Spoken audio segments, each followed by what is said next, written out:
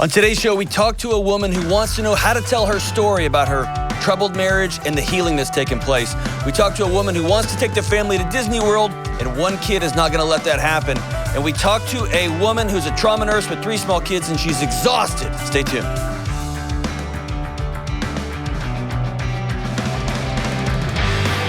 What up, what up? This is John with the Dr. John Delony Show. Why are we yelling? Because I'm excited. Dude, the pre-sale for Own Your Past, Change Your Future, this new book is just running and gunning. I can't even tell you. Man. Okay, I can tell you.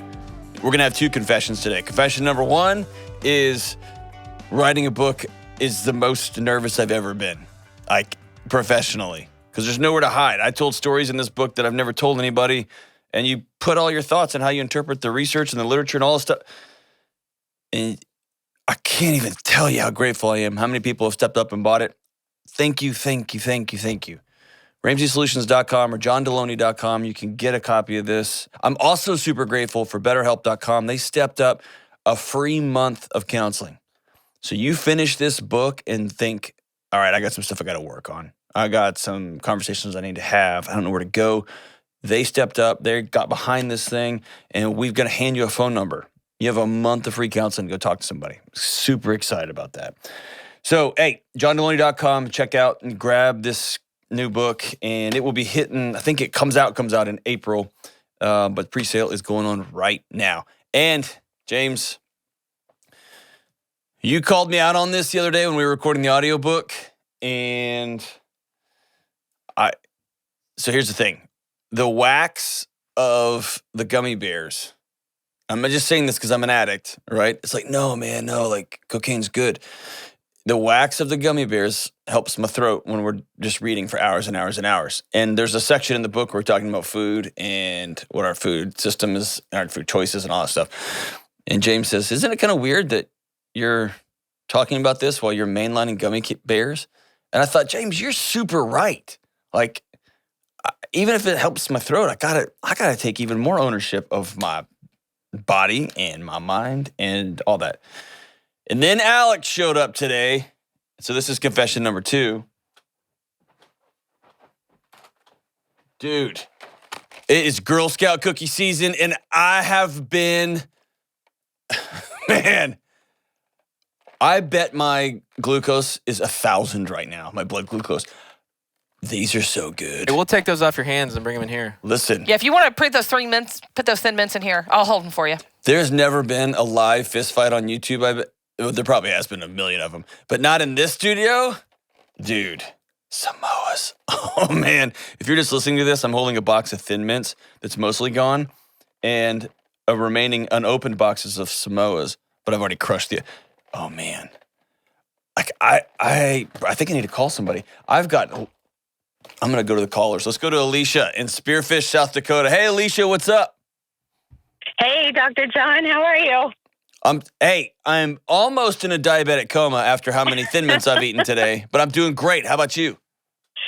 Oh, I'm good. A little nervous, but super excited to be talking to you today. Hey, listen, 100% chance you're better at this than I am, so you have nothing to be nervous about. I'm nervous. So how can I help? What's up?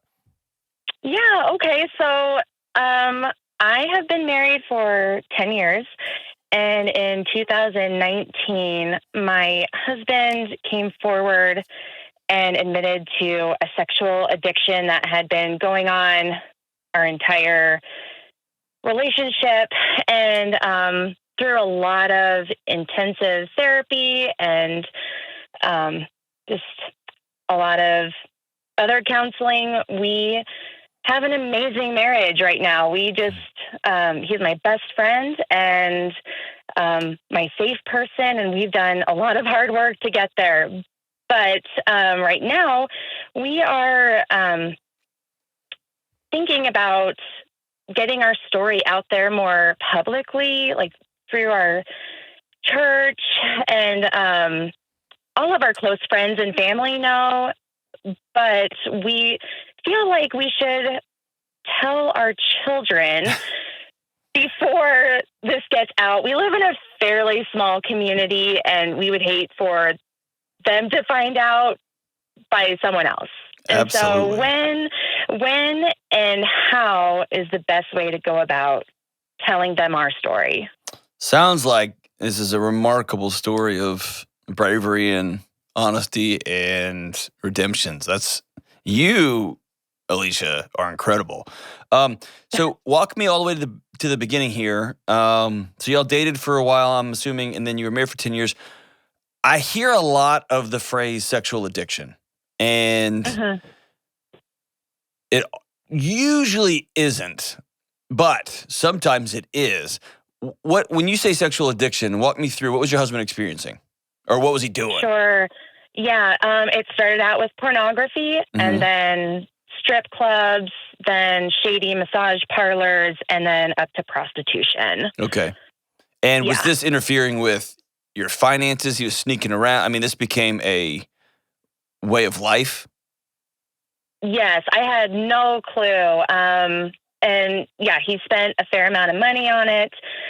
I did not notice it, just because in the realm of our income, it didn't make a huge dent, but a few $1,000s worth between that 10-year, well, probably 5-year span, I would say. So walk me through, he sits down and unpacks this for you. Tell me about that day. He came forward to me saying that he was struggling with a pornography addiction. And again, I was blindsided. I was really hurt by that. And after a few days of processing, I had a few questions about that. And I had about, I don't know, probably 10 questions to ask him regarding the pornography. And then at the end, I said, I know this is a ridiculous question, but I have to know, have you ever cheated on me? And I mean, we were watching The Office. It was a Friday night, and I was not expecting the answer that I got. And wow. What a moment to ask a shapeshifter question, right? Yes. Like I said, I was not expecting, I was expecting to be reassured. And it just all came crashing down. And unfortunately, my oldest daughter at the time heard me freaking out, and my husband tried to like calm her down and send her back down to her room to go to bed. But it was, our pastor came over and one of my best friends came over to help be with us in that moment. But yeah, it was very traumatic. That's a traumatizing time, yeah. And so what has happened over the last couple of years to help heal you, your marriage? I mean, 10 years of dishonesty and betrayal is a long time. What has happened in the last 2 years to have you speaking so highly of him? Well, he had been pretty emotionally disconnected our whole marriage, which makes sense now. But so when he told me this, I was ready to file for a divorce, and I couldn't get an attorney to call me back. So I agreed to go to counseling with him because he really wanted to make it work. And so, yes, did like a few weeks of intensive therapy in a different state. And he never once blamed me. He took full and complete ownership. And I just saw so many tears from him. And he let me yell and scream. And he just would say, I know you deserve so much better. And he just put a lot of things in place. He's been in several accountability groups, and he actually set up consequences for himself when he would, if he were to even say a white lie, he would sleep on the floor at night or drink a cup of pureed broccoli because that was something he wanted to fix in himself.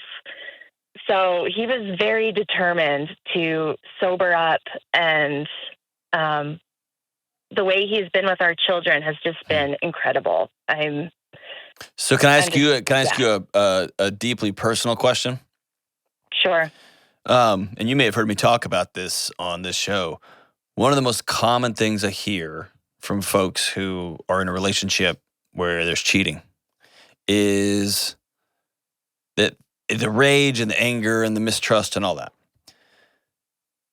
But deeper than that, more painful than that, or more, maybe not more painful, but more disorienting than that, is that I shared a bed with a guy for 10 years and I missed it. I didn't know. And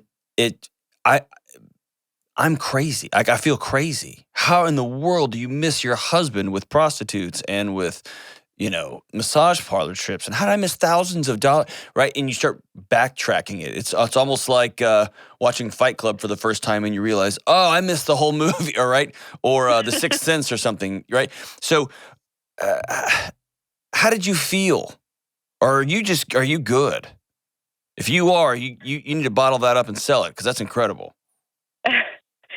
Well, I still struggle with that whenever I get a little uncomfortable with a situation. If he has to go out of town overnight somewhere, I do still struggle with that, but it gets so much easier as more trust is built. Okay, there you go. And he's just been very open and honest with, whatever I need to look at, he's willing to give it to me. Awesome. So he's doing his best to live a transparent life, which lets you breathe a little bit, right? Yes. It's awesome. All right, so how old are your kids? I have a 7, 4, and 9-month-old. Okay. So tell me about this decision to be public with this story. What are y'all thinking? Yeah. My eyes have just been open to how big of a problem this is. And I've had friendships who have had struggling marriages with husbands who have gone outside the marriage. Mm-hmm. And I just want to be able to provide a sense of hope that it can work out if you put in the work for it. Sure. So my rule of thumb, and this is going to be different. And again, I'm not basing this on any research that I've read. So I want to be clear. This is coming just from me. My rule of thumb is however long a thing went on is how long you wait until you start telling that story publicly. And here's a couple things to think through. It's with folks who struggle with drug abuse or folks who struggle with financial issues, that the moment they get clean for any period of time, they want to go tell everybody about it. And what I've seen over and over and over again, and this isn't your story, so don't hear me talk about it into your story, and I'll give you some context for your situation specifically, is you can end up taking people with you the second time. If you have a relapse, if something goes wrong, if something gets off the tracks. And I want to see people be whole and well before they start. So for me, I was buried with anxiety. I was buried with nonsense. I didn't treat people right. And it was a decade ago. And now I'm talking about it publicly. Now I'm writing books about it. Now I'm speaking about it because I've got a decade's worth of healing underneath me. Does that make sense? Yes. And when the attacks come, when people write me and say, you're full of crap, you misinterpreted this research, I think what you're saying is nonsense. And I've had some prominent people in the country really challenge me on some stuff. We got toe-to-toe and on some hard stuff, right? And I've had equal support too. So it's not like it's just raining. But if I hadn't had this long of healing, if I wasn't this secure in what I think and what I know, and I didn't spend this much time in the research and the literature, all that, those things would decimate me. And inadvertently send me right back to where I was. Now, it may not be a sexual addiction, like in your case, but addiction will find its way out in other places. It may even be, and this is going to sound crazy, addiction to transparency. Anything that I'm holding on to as a crutch to get through a hard season or a boring season or a tiring season ends up being an addiction. That doesn't mean you guys wait 10 years, okay? Here's what I think you guys can do. We regularly, my wife and I, almost, sometimes every week. This past weekend, had a couple from out of state working on some stuff, working through some stuff. Came and stayed with us, thinking through some things. That happens all the time. And the work that my wife, especially, she's just so gifted at it, but that we do behind closed doors with people that nobody ever knows, that ends up being legacy shifting or shape shifting. And it's not that we're doing all the work, but we're providing a space and some encouragement and some wisdom and some walk alongside. Yep, did that too, been there too. That it doesn't need to be spoken publicly. If you are a resource and a caring person, caring couple in that way, man, you will find yourself inundated with people who want to talk to you behind closed doors. How your friend showed up for you in the middle of the night, you could do that for 10 years and no one would ever know on Instagram that you're doing this, and you are saving hundreds and hundreds and hundreds of marriages just by your presence, just by your willingness to speak. And eventually that becomes, hey, I'd like you to come talk to my group.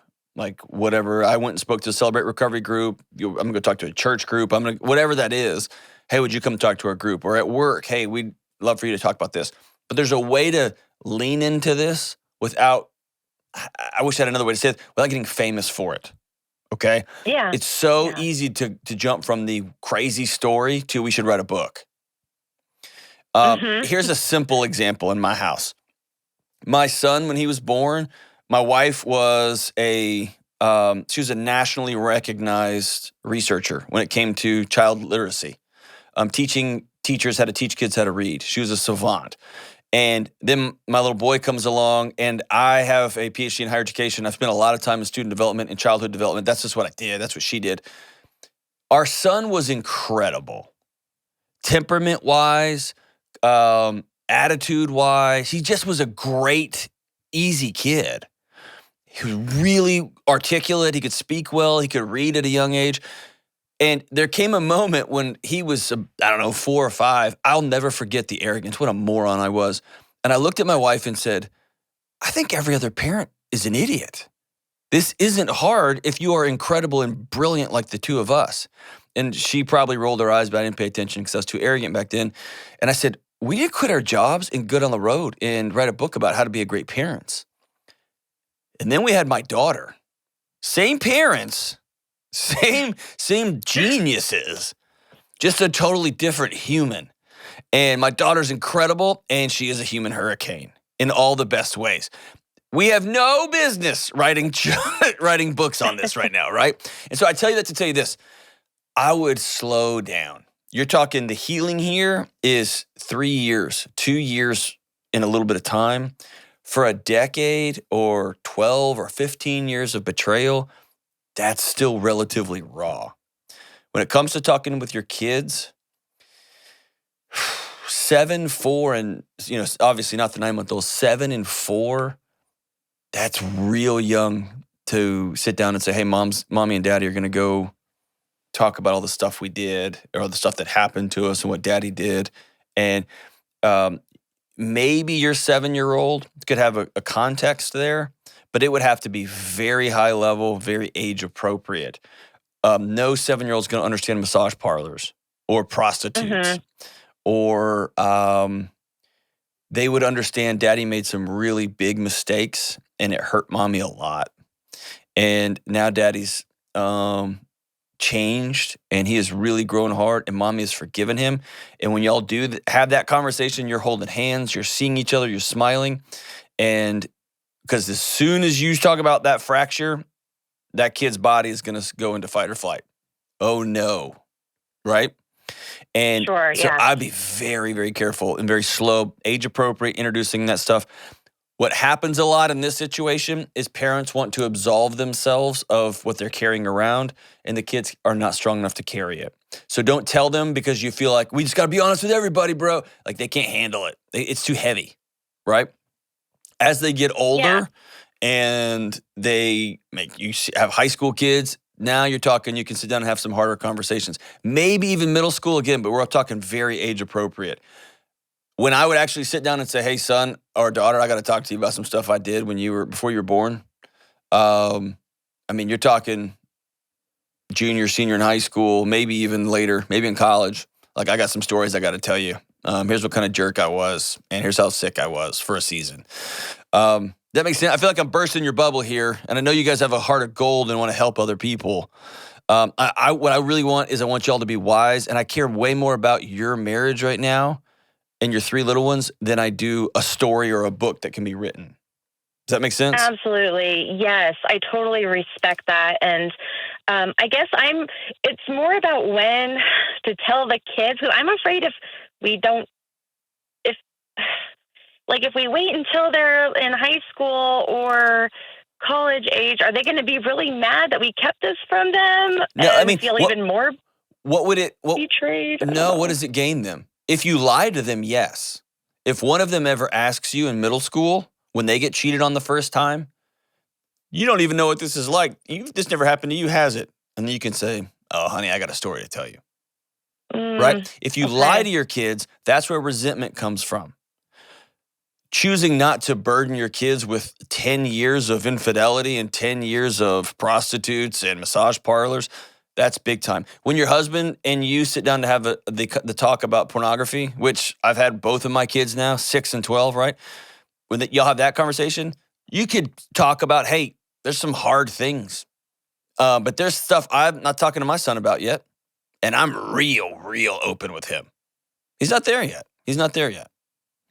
And so one day we'll get there. One day we'll have some harder conversations or some deeper conversations. I'll tell him about some of our friends that he knows and loves, some of our community members and family members that he knows and loves. But right now I'm more focused on telling him the truth than I am lying to him. Does that make sense? Absolutely. Okay. In a radically honest house like you have now, don't hand your kids bricks of truth that they're not strong enough to carry yet. Okay. Is that fair? I can definitely do that. I don't want to burden them with that if it's not going to help them. Can I tell you this? Yeah. You're a great mom. Thank you. No, you gave me the which is your way of dismissing things. You're a great mom. You're a great mom. And there's a season of doubt that's still here. That's normal. It will take years to heal. And you're not crazy. And this guy won the lottery with you. Absolutely won the lottery. And outside of the challenges, infidelity, the way you talk about him sounds like you won the lottery with him too. And I definitely did. So y'all are going to continue to grow and heal together, and you're going to create something masterful that will bless a bunch of people. I want to see you bless people behind closed doors for a season, quietly, through relationship, over a kitchen table with meals. Nobody ever knows, in and out. And get good at that. Get honest with that. Continue your healing journey with yourself and with your husband. And man, then the book will come one day. The big story and the big reveal, that will happen one day. I would just let that play itself out a little bit longer. We'll be right back on the Dr. John Delony Show. Hey, good folks and friends and listeners to the Dr. John Delony Show. The world is bonkers, right? We all know this. And one of the most common questions I get is, how do I find a counselor in the chaos? I've reached out and there's a 6-month waiting list, or I can't afford it, or they only take insurance, or I can't get off work in time to go see somebody and it's way across town. What do I do? Because I want help with my anxiety, my depression, my relationships are hanging on by a thread. I want to be a better mom. I got to process this trauma that happened to me when I was a kid. Where do I find a counselor? So I partnered with BetterHelp because BetterHelp is customized online therapy that offers video, phone, even live chat sessions, so you don't even have to look at your therapist when you're talking to them if you don't want to. I've taken away all your excuses, and it's more affordable than in-person therapy. And these are real licensed therapists. If you reach out to them, you will be talking to somebody within 48 hours. Dr. John Delony Show listeners get 10% off their first month at betterhelp.com/Delony. Please reach out if you need help. That's betterhelp.com/Delony. All right, we are back. Let's go to Casey in Raleigh, North Carolina. What's up, Casey? Hi, Dr. John. How are you? I'm so good. How about you? I'm doing pretty good. I love your show so much. Happy to talk to you today. Yes. Hoping you can help me a little bit. I don't know about that, but thank you for loving the show. That makes me happy. Yeah. Well, so it's going to start out sounding very trivial, but we'll get into it a little bit. So we currently have a Disney trip planned for May, which we've had to rebook 2 times because of COVID, but we're really excited, except for I'm also extremely terrified because of my son, my oldest son. I'm really nervous that he's going to kind of ruin our trip. I know this sounds horrible, so Not at all. Not at all. Talk to me about what's going on. So every time that we've taken him on a trip, we go into it with really high hopes and good expectations, kind of trying to lay the groundwork. But he is very controlling, and when he's not in control of situations, he can become very defiant and kind of downright mean, extremely volatile, and just very hard for him to regulate his feelings. Mm-hmm. How old is he? He's almost 9, so he'll be 9 in April of this year. So, and I just feel like the whole family is always kind of walking on eggshells with him, and like constantly trying to navigate situations so we don't trigger him. And, so I just constantly feel like I'm trying to unravel a puzzle of like his heart and mind. And I don't know how. Yeah. A lot of times. Sorry if I'm getting a little emotional. No, it's hard. Yeah. And his sister, she just turned 6. She is the complete opposite. Mm-hmm. She is so go with the flow. She's easygoing.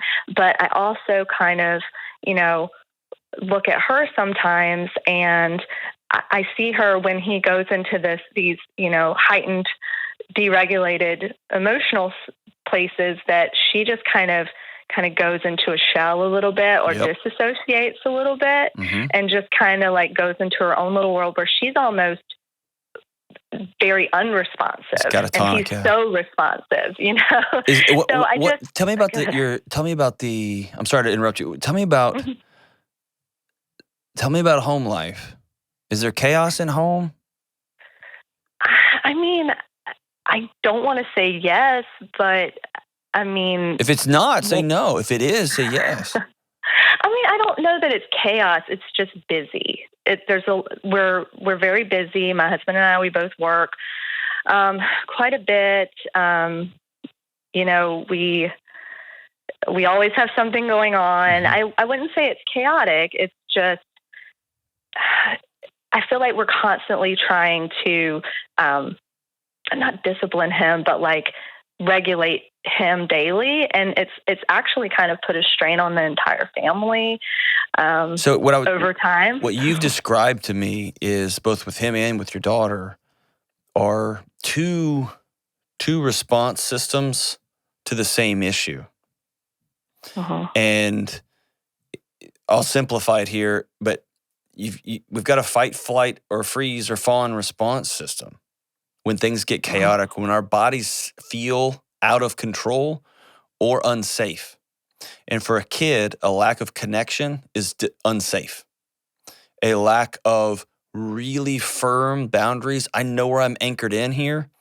Their body says, sound the alarms. We're not safe. Things aren't okay.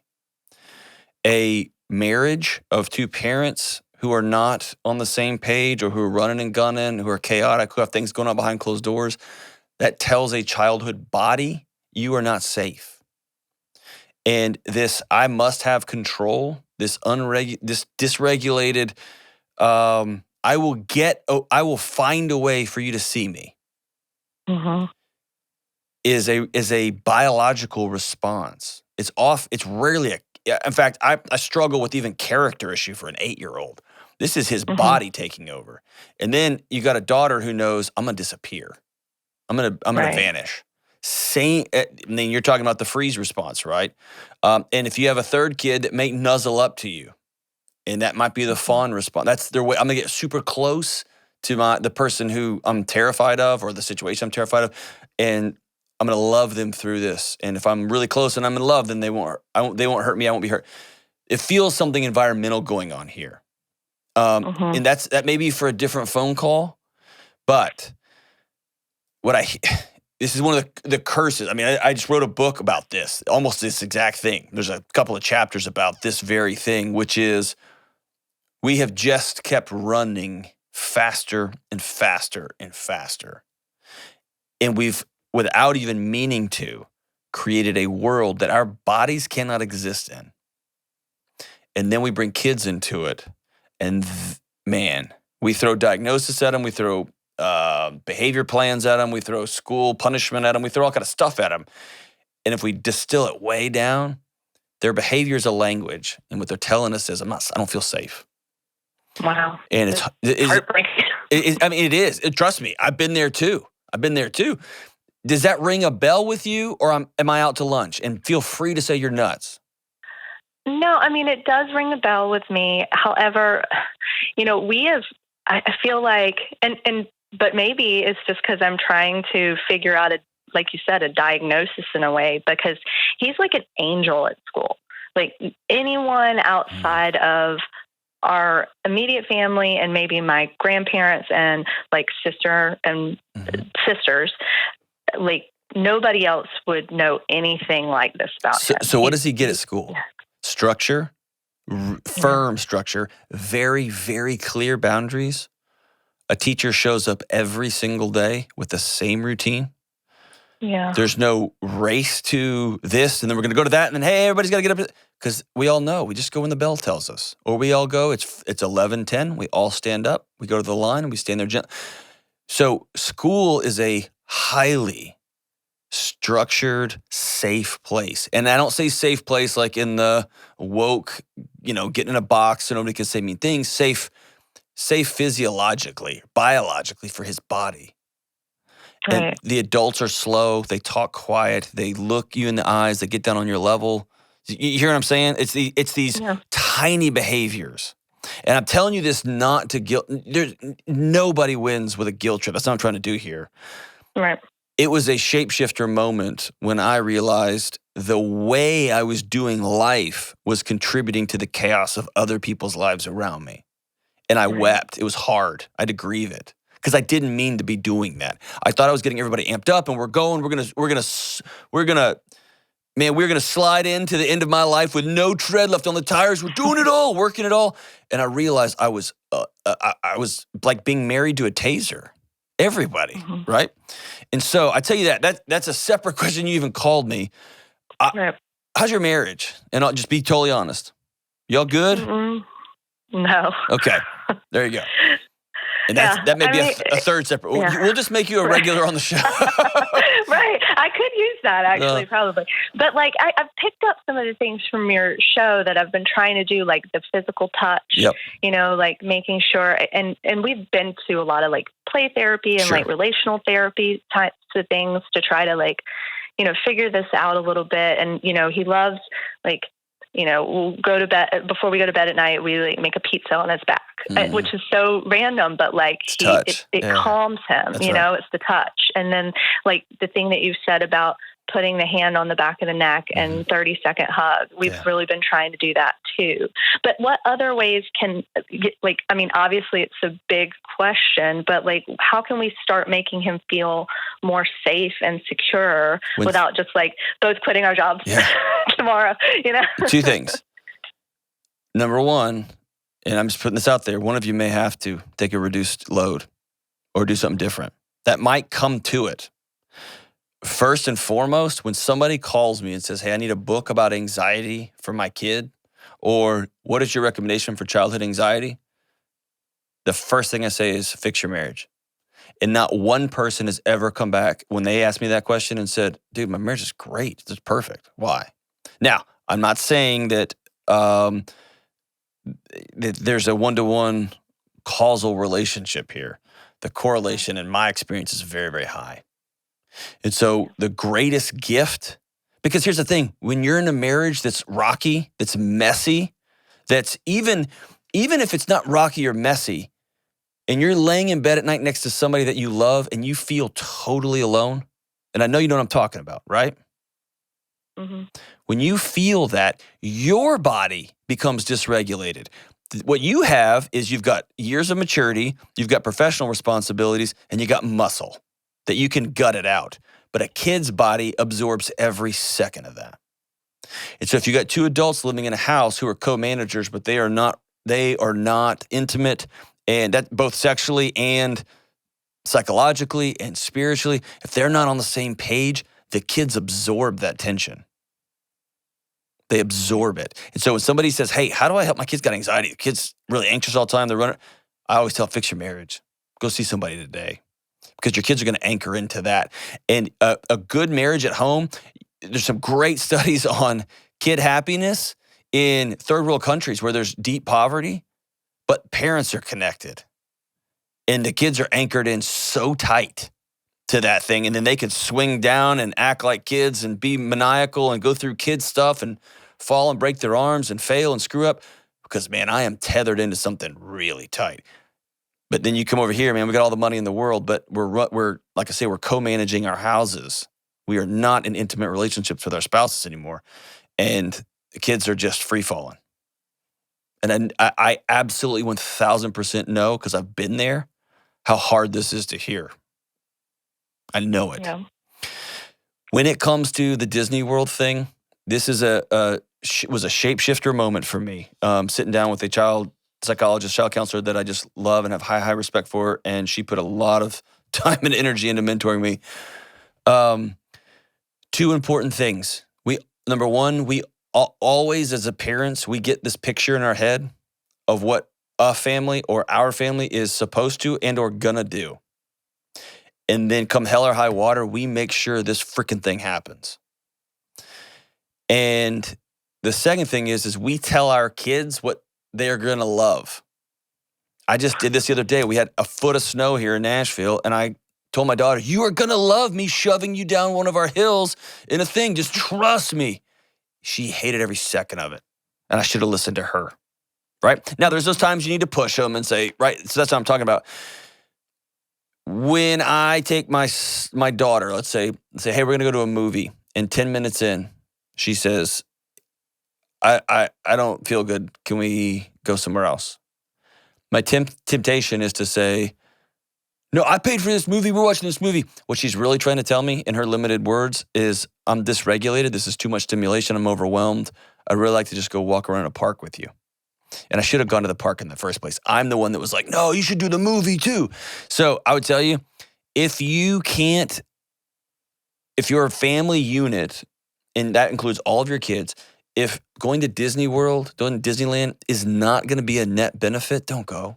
Don't go. Don't torture each other just to say we went to Disneyland, or so that y'all can post about it or tell your friends, or it's a status. Don't do it. If you and your husband want to go by yourselves, and don't even tell your kids. Just go. But there's a picture in your head, and now it's been worse because it's been canceled twice. Stupid Right. COVID. This is I don't give a crap. This vacation is happening, kids. We're right, and I get that. If your 8-year-old's going to be miserable and your daughter's going to have fun until she's not, don't go. Go camping at you know what we did for vacation last year? We went to a KOA. It cost us like $28. And my kids are still talking about that vacation. And I felt like a sham of a husband and a dad. I felt so lame.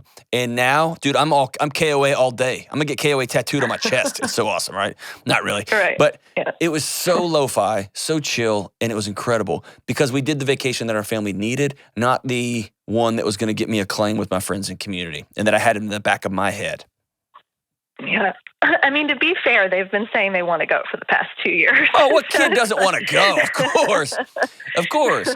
And my kids also tell me that they would love, love, love ice cream for dinner. True. And I also know, no, you don't. Because you're going to wake up tomorrow, you're going to feel terrible. And you're not going to sleep tonight. And you're going to be miserable at school. And then you're going to get in trouble. And. So there's part of that parent and child relationship is discernment, right? But I get that. No kid is going to be like, I don't want to go to Disneyland. Are you crazy? No kid will say that. But they will fight and claw and scream and throw fits and feel unsafe. I would love for y'all to go, man. I'd love for my family to go. We're saving up to go someday. I would love to. But man, I got to make sure everybody's involved. Will you heal your marriage, or will you at least lean into that? Yeah, definitely. I want that for you. I want that for your husband. I want that for your whole family squad, man. You're super worth it. For real. And have you taken him to get tested, your son? Oh, yeah, lots of them. Lots. Okay. And I hear this all the time. You got all the diagnosis in the world, all the whatever plans and all the thises and that's. There's a core issue here. My guess is, and again, you and I are talking for 10 minutes on the radio. My guess is, or on the podcast here, my guess is there's a chaos in the family system somewhere. Maybe you just sit down with your husband tonight and say, hey, I talked to this guy. I talked to a coach today. Like, things feel off the rail. Like, we are running so fast. I miss you. Hey, what happened? We got to own what happened. And man, can we just start telling each other the truth? I'm not okay, and we're not okay, and I don't think that you're okay. Y'all start there. And so often, the kid stuff begins to take care of itself when mom and dad are super locked in. We'll be right back. Y'all know there are lots of things that make me nuts, but one thing makes me more nuts than anything else: buying a home. And my friends who refinance their homes, they tell me it makes them nuts too. I love living in a new home, but I gotta be honest, I'm no good at buying one. And that's why I'm so thankful for people like my friends at Churchill Mortgage. Churchill is a Ramsey trusted provider who we've been sending people to for over 20 years to help with home mortgages. Why? Because they're committed to doing what's right for you. And that means walking you through paperwork that's way over your head. That means making sure you get the right mortgage that you can pay off as soon as possible, and they don't try to upsell you a bunch of nonsense that's gonna hurt you down the road. And most importantly, when you're making this big life change, you can actually breathe, because you got an expert and a team who have your back. Listen, if you're about to buy a home and make a big change, save yourself the headache and call Churchill Mortgage today at 888-LOAN-200. Trust me, that's 888-LOAN-200. This is a paid advertisement. NMLS ID 1591. NMLSConsumerAccess.org. Equal Housing Lender. 1749 Mallory Lane, Suite 100. Brentwood, Tennessee 37027. Programs are for select loan types only and are not available in all states or locations. All right, we are back, and come on, Eileen in Omaha. What's up, Eileen? Not much. How are you? Super good. How about you? I'm all right. Uh-oh. What happened? Yeah. Well, actually, that phone call right before kind of hit close to home. Uh-oh. Oh, no. My question to you, I guess, is kind of how do I get my marriage and family life back on track? Oh, man, what happened? Joy. Well, I guess kind of a little bit of background. I'm 26. My husband's 27. We got married pretty young, 21, 22. So we're going on 5 years here. I've got 3 kids. We've got one that just turned 4, a 2-year-old and a 3-month-old. I'm a trauma nurse. I work full-time. My husband is a subcontractor, has his own business. And we've kind of been really working hard the last 5 years. We've paid off my schooling. We've just finished building our home.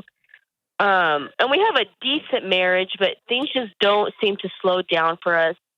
I feel like we're both just so exhausted at all times, and we just can't get on track. Yeah. Man, I'm so hard, and I hear that little baby in the background. It's all good. Trust me, I got 2 myself. It's all good. You got 3 small kids or 2? I've got 3: a 4-year-old, a 2-year-old, and a 3-month-old. There 3. Oh my gosh. Okay, so a couple of things. Number 1, you've been married 5 years. Did y'all date for a couple years before that? No, it was like from the time we met to getting engaged to getting married. It was like a year and a half. Wow. Quick. Way to go, moving quick. I love it. Okay, so you are in what I call the window. 5 to 7 years is a window, 7 to 10 years is a window, and then that 15 to 18 years is a window. Mm-hmm. And it's a window where you are running and gunning. This is the one y'all are in. Running and gunning. You married somebody. Then there's a lot of new variables like jobs and work and school and I don't know, 3 kids ages 4 and under, right? So you throw all these things in there, and here's what happens. We stop liking who we become. Yeah. And that reflects how we, that impacts how we then interact with other people. Most importantly, the person that we love and commit our life to. And so these are seasons when marriages start to have cracks in them and people start to get exhausted and they start to lean this way and that way, right? And it's often people will blame their partner in this deal. That's usually not it. Usually, I don't like who I've become. I don't like how I look. I don't like how I feel. I used to be fun and spunky and I just want to go to bed every night at 4:45 p.m., right? All those things, right? So tell me about Eileen. You sound like an incredible woman. Why are you struggling with Eileen? Honestly, I can't even figure that out myself. I feel like before I was really energetic, really outgoing. I was a people person. I come from a bigger family. I'm one of 7, the second of 7, and my husband is one of 9. Oh, so y'all just get started. Yeah.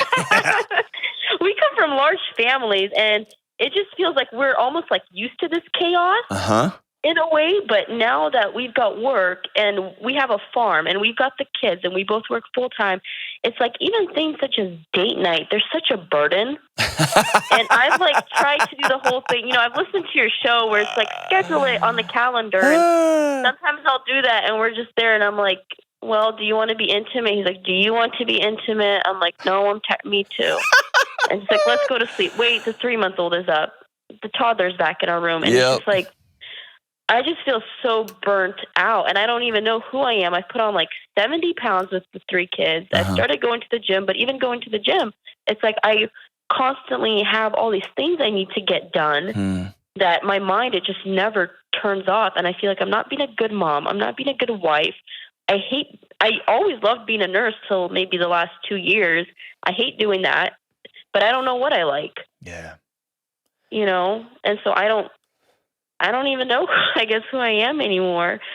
There you go. And my spouse is great. He's always, he's always encouraging me to go out and to kind of do things for myself. And when I am just completely burnt out, he takes over. When he's really exhausted, I try to, cover for him. But it's just like we can never be in a good space at the same time almost. Yeah. Wow. Thank you for articulating that. You're awesome. Have you heard me talk about bricks in the backpack? All right. So this was an important moment for me in me getting well years ago. Okay. You can have trauma as a kid. You can be the big car wreck. And when we think of the word trauma, you know this. You're a trauma nurse. Like, man, people... I've been in trauma units with some regularity for a season. It's stunning the things that people find themselves wound up in, right? Yeah. Wow, yeah. literally wound up in things sometimes, right? So we know of trauma as the big thing. They got COVID and 2 weeks later they were dead. They got hit by a car. He was cheating on her for 15 years and she didn't know it and he had another family. We know of big T trauma. And so when I think of trauma, we are all born with a backpack. And some of us were born into families that were the only African-American family in the neighborhood. That's trauma. That's hard, right? When you look around and see nobody looks like you. Families who are born into abuse. Family who was born into, this is just the way we do things, the wrong religion, whatever the thing is. So people are launched into the world with cinder blocks in their backpack. Some of us have none. Some of us have several. And over time in our life, we collect these bricks over time. And then I ran into my friend, Dr. Lynn Jennings. She researches secondary traumatic stress. And I didn't know what that was. And the there's a whole backstory to it. It's an extraordinary thing, and it gave me so much insight into my own physiology, my own body. When you live and work and walk alongside people who are hurting for your job, when you go into the fire to help others, it's vicarious trauma. It weighs on you too. And it might not be a cinder block, but it might be pebbles, or it might be medium-sized or tennis ball-sized rocks that go in your backpack day after day, patient after patient, moment after moment, hard conversation with family after hard conversation with another family. And over time, in short order, if you're a trauma nurse, that weight in your backpack is the exact same of somebody who grew up in a big-time traumatized household.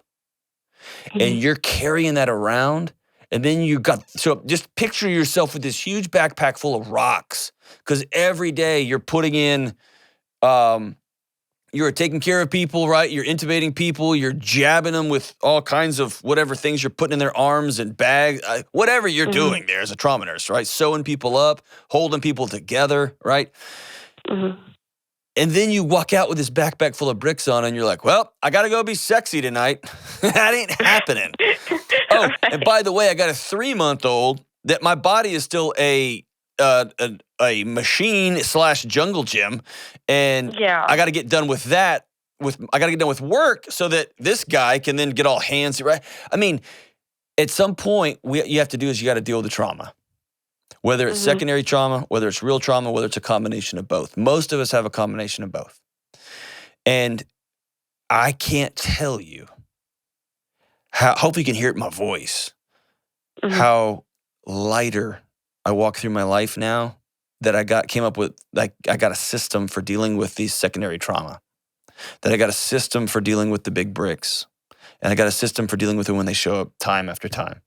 And some of that's meeting with a counselor. Some of that's, you've heard me talk about my daily gratitude practice and journaling practice and exercise practice and taking care of my body.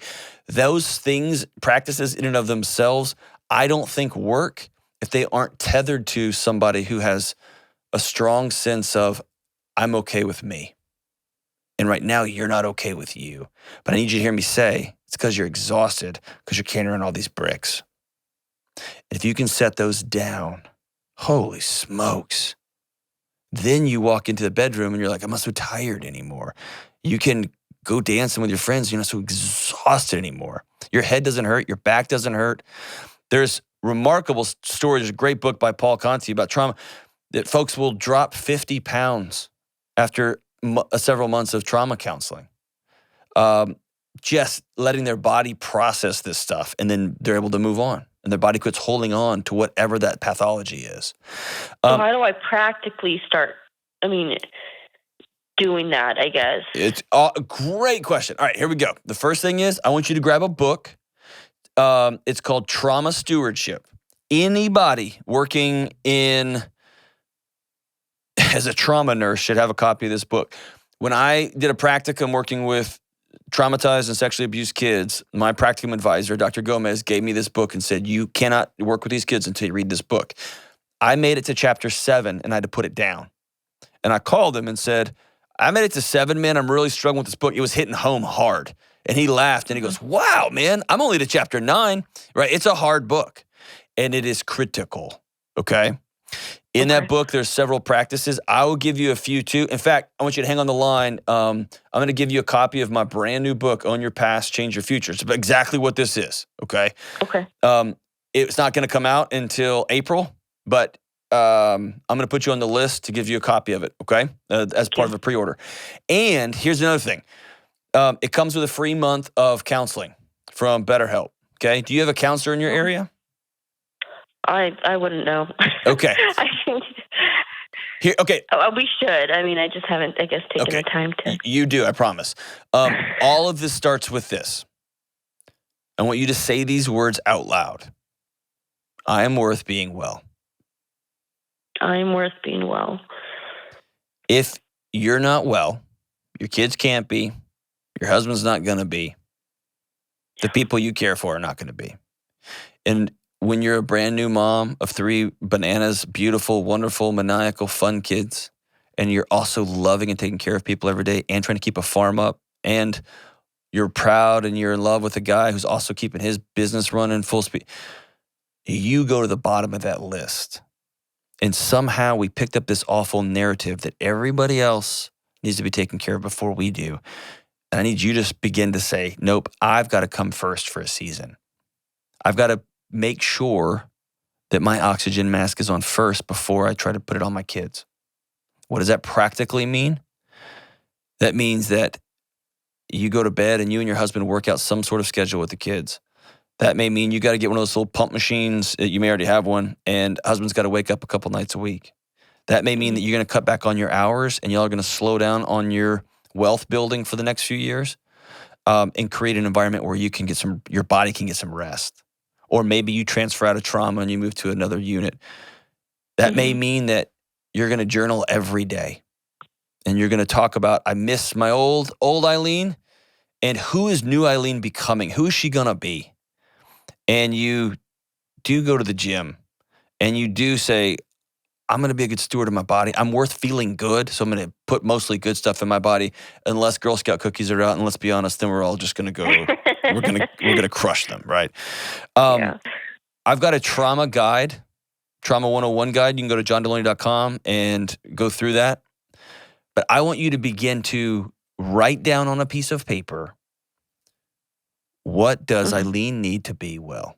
What does well mean for me? Is it sleep? Is it connection? I'm telling you right now, just listen to your story. You need to connect with a counselor. And I'm going to give you a free month of counseling with BetterHelp. That's online counseling. If you have a counselor in your community, I'd love for you to start there as well. Okay? Okay. And this is not you sacrificing your kids' time, your husband's time. This is you being well. And your husband deserves to be well too. What are you both working so hard for? I don't know. I honestly think it's kind of that idea of we have a picture of what life should look like. There you go. I came from a family that was quite well off. He, on the other hand, did not. And I think he's trying to, I noticed that, like, my husband, he tends to give the kids a lot of gifts. He constantly buys them things. And we're financially well off. And for me, I guess as a child, I grew up having a lot of things. So I just don't care for them as much as he does. He puts a lot of value on those things. So you're running to something and he's running away from something. Yeah. And here's what I want you to do. Both of you, stop running. Stop running. And so you've listened to the show enough to know that I'm going to tell you, y'all need to get out. You've got 3 kids. Clear the deck. Great. Your parents are awesome. Awesome. That was fun. It was fun growing up and being rich, and we had a good time. And his parents didn't have a lot. They loved him clearly. He's great at loving you and those kids. Yeah. Awesome. What do we want our one wild, crazy, Looney Tune, reckless-filled love life to look like? Just us 2 and our 3 little kids and probably the other 9 we're going to add later on. Right? I don't know about that. What do we want this is ours. It's nobody else's. Right. Y'all get to paint the picture. And this, Eileen, should be exciting and fun. And oh my gosh, let's walk together towards a thing, not run from something. Yeah. Let's hold hands and walk to a cool thing. And we're going to take 50 years to get there. And then we're going to die, right? We're going to be dead. It's going to be exciting. Hopefully I'll make it longer than that. But, and that's where this thing ends up. Let's reverse engineer that. What do we need to do right now? You know what we need to do right now? I'm going to work less. We're going to make less money. I'm going to be home more. I'm going to sleep more. I'm going to be intentional. Or I'm going to keep going trauma nurse and husband. Man, we're going to hire somebody for this farm. We're going to slow things down a little bit. We have to. We got to. Because we're worth it. I'm worth it. You're worth it. Let's back this thing down a little bit. And that may not be the solution, but it's an option. And when both of you are running and gunning and flying and going, it just feels like, hey, this train can't stop. And what I want you to do, it can. It absolutely can. And it all starts with, you're worth being well. And now let's reverse engineer. What does well mean? What does well mean? What does it look like? What are the behaviors we need to do? What are the thoughts we have to do? All of it. Let's go to johndelony.com. Check out the Trauma 101 guide. We're going to get you hooked up with this book. This book will walk you through it start to finish. I have a feeling this book was written for you, Eileen. It was written for you. Man. And let me say, I'm so grateful for you. You are awesome. Great mom, great wife, great trauma nurse. I know you're exhausted. I know you're cooked. I know you're fried. I know your body has had it. Whew. It's time for healing. We'll be right back. Do you feel like you're always busy doing something? Lists, chores, work stuff, kid stuff, pet stuff, all of it, but you're never getting anywhere in the areas of life you really care about? Like in your relationships with friends, taking care of your body, connecting with your spouse, a romantic partner, loving your kids? Then it's time to look at the things you're doing and how your actions are keeping you from where and who you want to be. If your actions aren't working for you anymore, that's okay. Now's your chance to get up and choose differently. And that doesn't have to be complicated. In fact, in my new book, Own Your Past, Change Your Future, we'll walk through a common sense approach to mental health and wellness, including steps to change your actions and move you closer towards the person you want to be. If you pre-order today, we'll give you hundreds of dollars of free bonus items. So go to johndelony.com to start creating the life you want. That's Own Your Past, Change Your Future at johndelony.com. Hey, as we wrap up today's show, don't forget, Own Your Past, Change Your Future. The new book is in pre-sale right now. I'm so grateful for everybody for their support. Please go pick it up. Get a free month of counseling with BetterHelp.com. Today's song of the day, John Mayer lyrics, Stop This Train. And it goes like this. Nope, I'm not colorblind. I know the world is black and white. Try to keep an open mind, but I just can't sleep on this tonight. Stop this train. I want to get off and go home again. I can't take the speed it's moving in. I know I can't, but honestly, won't someone stop this train? Don't know how else to say it. Don't want to see my parents go one generation's length away from fighting life out on my own. Stop this train. I want to get off and I want to go home again. Listen, everybody, you can stop the train and just go home. You're worth being well. We'll see you soon.